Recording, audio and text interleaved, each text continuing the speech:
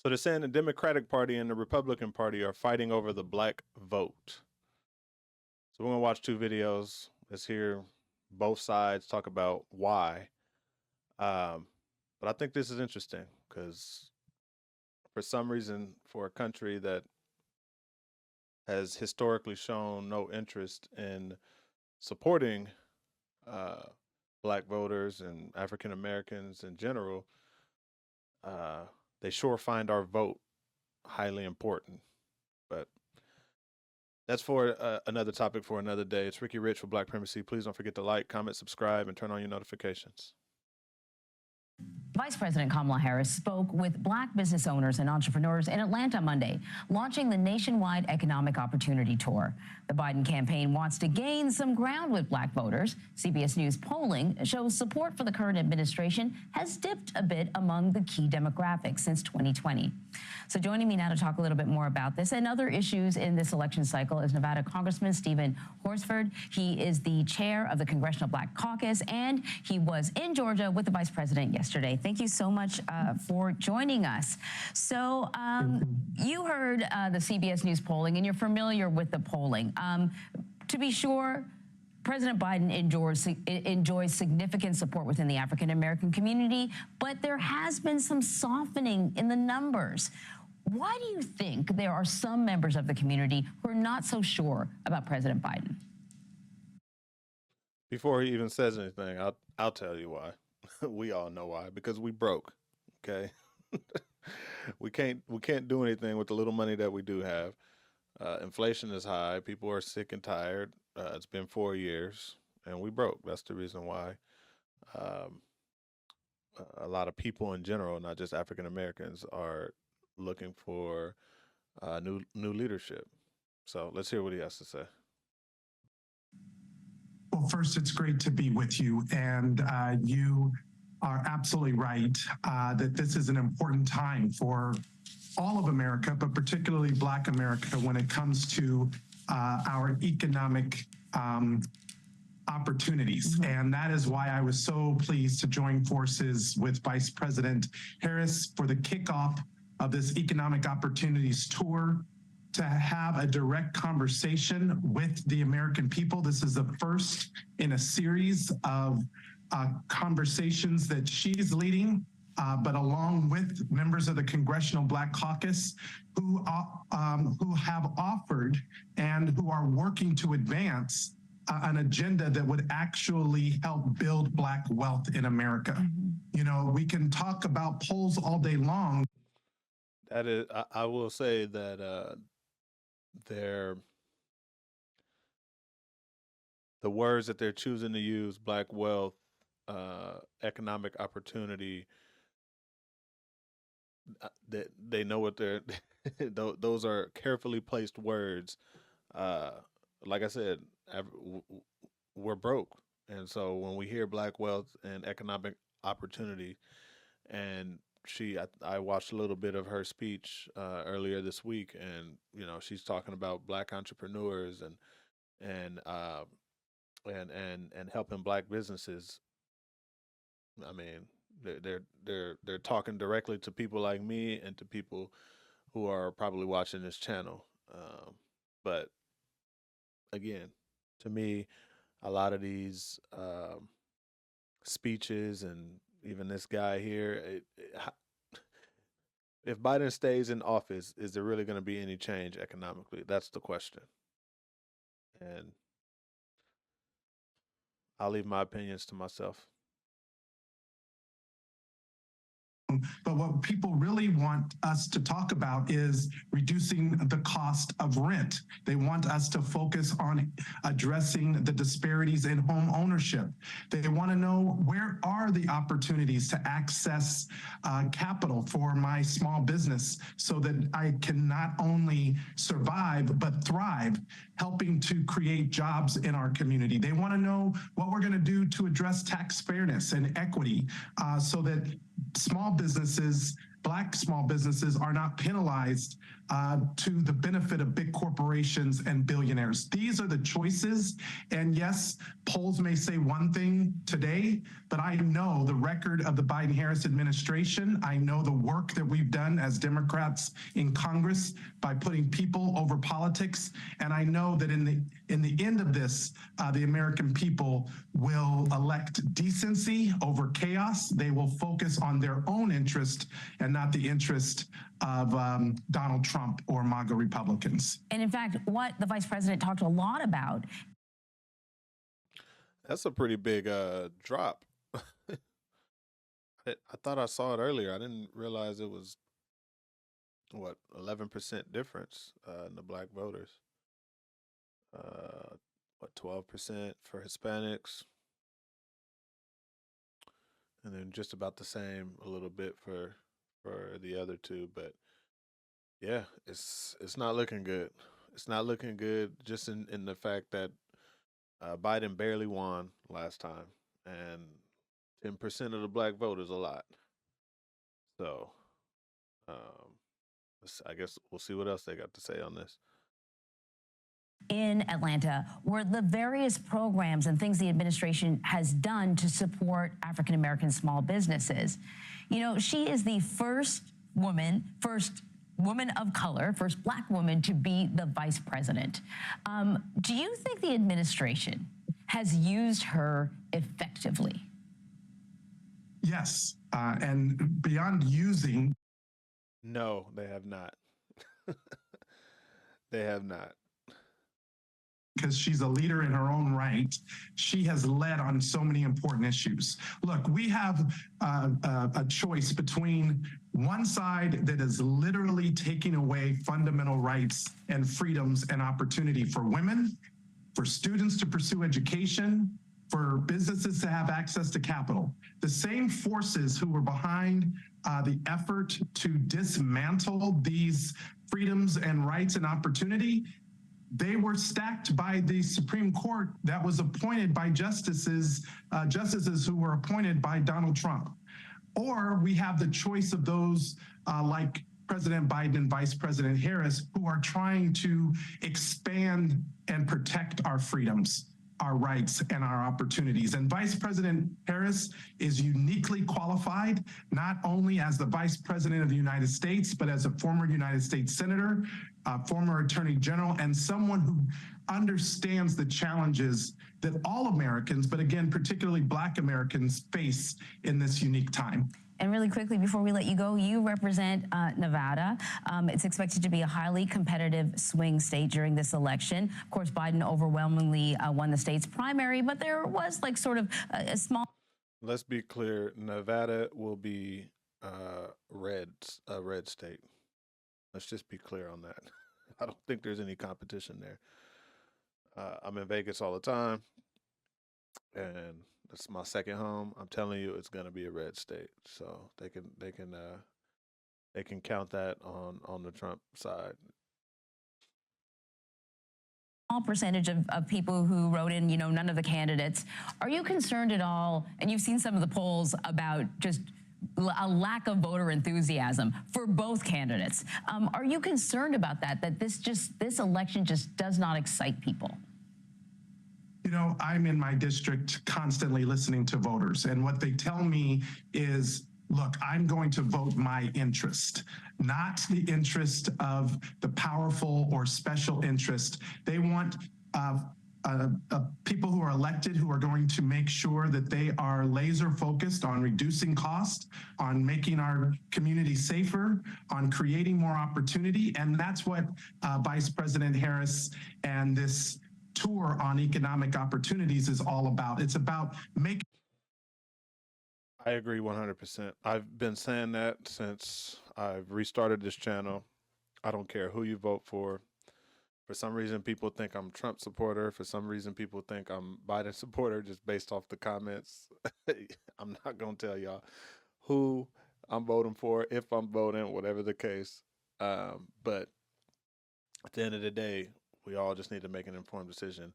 And I said it before, people need to look at the policies and the things that both sides are talking about and pick your interests. Don't pick someone's personality. Pick your interest. And I think the Democratic Party has done a really good job by putting Harris in there and talking about business. Because little do people know, Black women are the fastest growing entrepreneurship demographic to date. So if the Democratic Party wants the black vote, they're saying the right things. They're talking entrepreneurship and black wealth and all of the things. They're talking directly to black women when it comes to and you notice this entire video, he didn't really say anything about Biden. He'd been talking about Vice President Harris. That's what he's been saying. Vice President Harris, Vice President Harris. So I'm not mad at him. They're real. They know what people are doing. People are voting for their interests, so they're leaning into that. So vote for your interests. I don't think there's much left on here, but let's see. Making sure that people know how to access all of the historic legislation that we've passed, and more importantly, how to center the people in the policy that we are advancing on their behalf. So I'm excited about the upcoming election, and I know that every single voter understands their power in having their voice heard at the ballot box this November. Oh, Congressman Stephen Horsford, thank you so much. That was decent. Let's see what the Republicans got to say. According to CBS News polling, President Biden is losing support among Black voters in Georgia. That's compared to how he did in 2020. He still has a commanding lead over former President Trump among this key voting bloc, but waning support from them in a battleground state could have major ramifications for the general election. Our Torian Small sat down with several Black male voters in the state who are backing Republicans. So, Torian, this is a fascinating conversation. I'm so eager to see what you learned from them. Why are these voters that you spoke to inclined to some conservative ideas? Yeah, so two things, Caitlin. I met with canvassers with the New Georgia Project. It's a left-leaning Black voter advocacy group in the state, and they're telling me that they're seeing young Black men be more open to considering Trump because they are the targets of misinformation. Part of that is the accomplishments or opportunities or these perceived opportunities for that community is being attributed to Trump in their minds wrongly instead of Biden or even Obama. But this group of Black conservative men I sat down with said that they want to buck the idea that Black men have to belong to the Democratic Party. Here's a bit of our conversation. I think that there's a misnomer, there's a social fallacy that surrounds the view that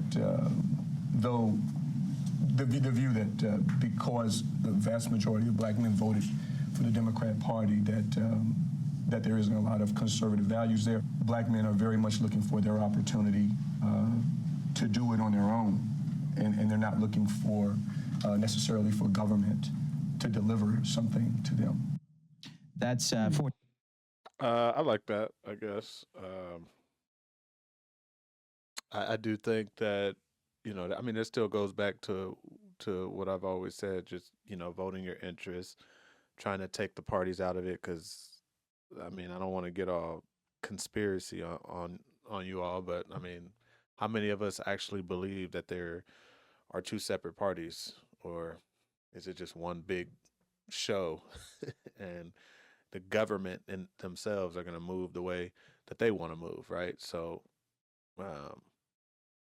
being tied to a party just because your family that's the way you were brought up, or that's your social group. It's kind of I like the idea of just being a free thinker and choosing based on your interests. So I can get with that a little bit. 41-year-old Azad Ahmadi. He was actually an Obama-Trump voter. Oh, He interesting. flipped in 2016, and that's really his introduction to this conservative movement there. But again, they're looking to reject the idea that Black people have to come home to the Democratic Party in November. Yeah, that's fascinating to see that transformation. You mentioned that you spoke to a liberal-leaning group about Black voters, but you've also spoken to the Republican Party about their outreach to Black voters. What are they doing? What did they tell you? Well, so there's a clear disparity in outreach efforts post 2022. We've seen a lot of those community centers or outreach centers shutter after 2022 happened. In Atlanta, I went to a center in College Park, just right outside of Atlanta. It was the African American Community Center there that closed down, and nothing has replaced it. I talked to the same conservative group about that. If they see that as a problem, this is what they had to say. Do you think Republicans are doing enough outreach in Black communities? We can do a better job. We have an opportunity to get a message out, and we're doing everything that we can to take advantage of that opportunity. This is something the Biden campaign is seizing on. They have a pretty expansive network for Well, that didn't say anything. Did I miss something there? We can do a better job. Like what are they doing? That was a waste of time. But I swear it's ridiculous, man. They just be putting stuff up just to say that they did it. They didn't explain anything. Right. Well, let's finish it. I don't know. This is outreach specifically, but as we saw with Vice President Harris today, they're looking to target Black men as part of this tour that they're rolling out and started to roll out in Georgia today. Yeah, with Harris in Georgia. I mean, on that note, again, we mentioned that he's still leading among this group, but it's not a monolithic group at all. What is the Biden campaign doing to try to reach those voters, kind of knowing that that support has been waning a bit? They're all right. Let's try again, because that's the same question from before. So they just wasted 2 minutes for no reason. Let's try again. Let's see if we can get an answer. looking to be message heavy, right? So part of what I talked about with the New Georgia Project, their biggest concern was the fact that they believe Black voters aren't necessarily attributing some of the successes or advancements in the community to the Biden campaign, which is why we see Harris out in the campaign today. I talked to a campaign spokesperson, Michael Tyler, from the Biden-Harris campaign. This is what he had to say about the job of messaging moving forward. Yeah, well, I'd say this is exactly what a campaign is for, right? To relentlessly communicate, do the outreach, talk to voters day in and day out from now until Election Day. That's exactly what this campaign is doing. That's why we made the earliest and largest investment in reaching Black voters going all the way back to August of last year, right? Running ads in places like Atlanta, Detroit, Philadelphia, Milwaukee, making sure that we are directly talking about that record of accomplishment. And they're doing this type of outreach through the coordination of I'm honestly not hearing that they're doing much of anything other than, you know, putting out what they believe.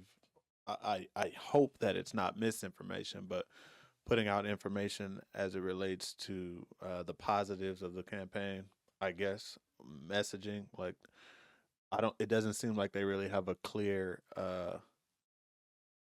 path on how they are going to continue to decrease the Biden support. I think it's just happening naturally. Like I said earlier, Black folks are tired of being, tired of being broke. That's just the simple matter of it. So I don't really think they really have a clear vision, at least not based on this video. It doesn't sound like they really have a clear vision as to how to continue to attract the Black vote. I think Biden is doing that for them based on what has happened the past 4 years and just the mess of an economy that we have.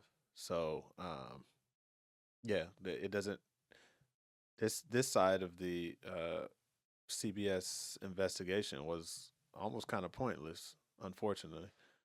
But I don't know if you are a Black Republican or a Black Trump supporter, I'd like to hear I'd like to hear why down in the comments. Detailed reasons why, because can't get a clear answer out of here. And so yeah, I think that'd be a good conversation starter. Let's finish this out. Both state and local Democratic parties. On the Republican side, like we talked about, that outreach is really depending heavily on these ancillary groups like the Georgia Black Republican Council, like the Black Conservative Federation. They don't have the infrastructure they once had to do the comprehensive outreach to the Black community that they used to. So some ground to make up here, but still those numbers, I'm sure, startling for Democrats. Key voting bloc in a key state. Thank you for covering it for us, Torian. Thank you so much. That was great. Well, it is what it is. Hopefully we all make informed decisions. You know, seem like just based on these two interviews that I watched, obviously this is not the end all be all, but just based on these that we're discussing today, the Biden campaign is targeting Black entrepreneurs. Again, that is specifically Black women entrepreneurs, if you've been listening to the video. But Black entrepreneurs, and it sounds like the Republican administration is really just trying to reach out to those who may be on the fence and, you know, try and flip them. I couldn't really get a gauge on what exactly they're doing, but yeah, that's where we at. We'll keep following it here on Black Primacy. It's Ricky Rich with Black Primacy. Please don't forget to like, comment, subscribe, and turn on your notifications.